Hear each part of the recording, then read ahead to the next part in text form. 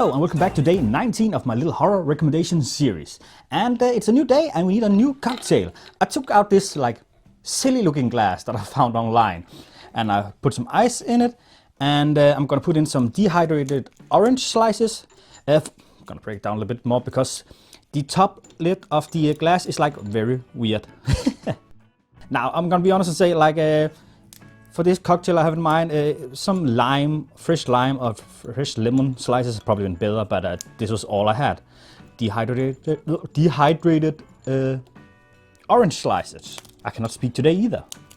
There we go. And then we're gonna add some white wine. Again, some leftover white wine from yesterday's dinner. And it's called Bianco Fuoco. I just love saying Fuoco. And then we're gonna get some Fanta Exotic and add that to it as well. And just give it a little stir. And let's give it a sip. Not bad. This is usually like a summer punch cocktail they like to make around like, as I said, summer. But you know what? Let's try some in summer fever here in October as well. But yeah, it would have been better with some lime instead of oranges. And of course, we're talking about a movie today. And today I'm talking about House 2, the second story. And I'm cheating with this one. I am cheating so much with this one because this is not a horror movie. This is like a family adventure kind of movie, just like in a horror franchise. Like the House movies are, like the first one is decent and it's like a traditional horror kind of thing with some comedy elements. And the third and fourth one are also like to the horror side. The second one, for some reason, the second one is like a family movie. It's just family movie comedy that's just in this horror franchise. And I don't know why, but it's great. It's the best one in the franchise. In this movie, we follow Jesse, who moves into this old house that belongs to his family.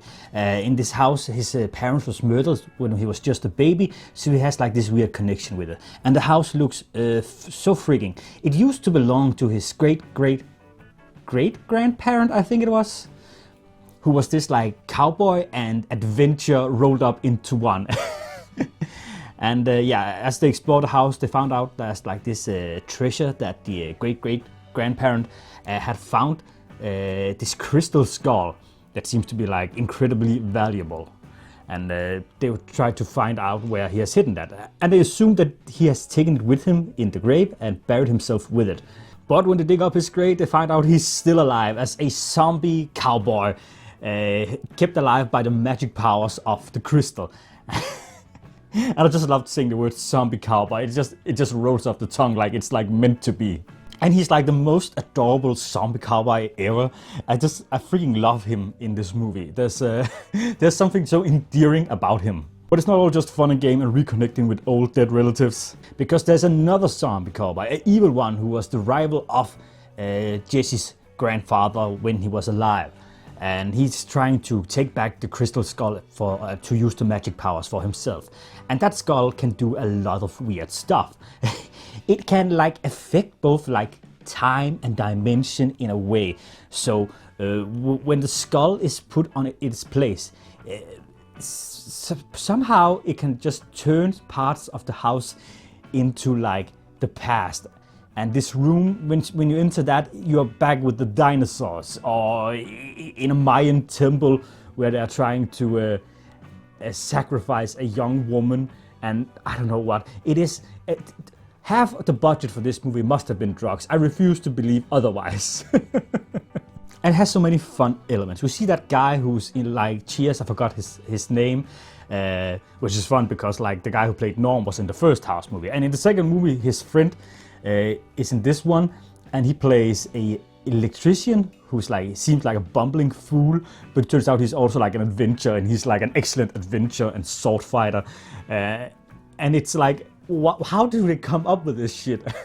And why does it work? Why is this so fun? And to turn back on the whole like horror thing, as I said, this is not scary. This is not scary at all. I think the first Indiana Jones movie is like way more scary and traumatizing than this movie will ever be.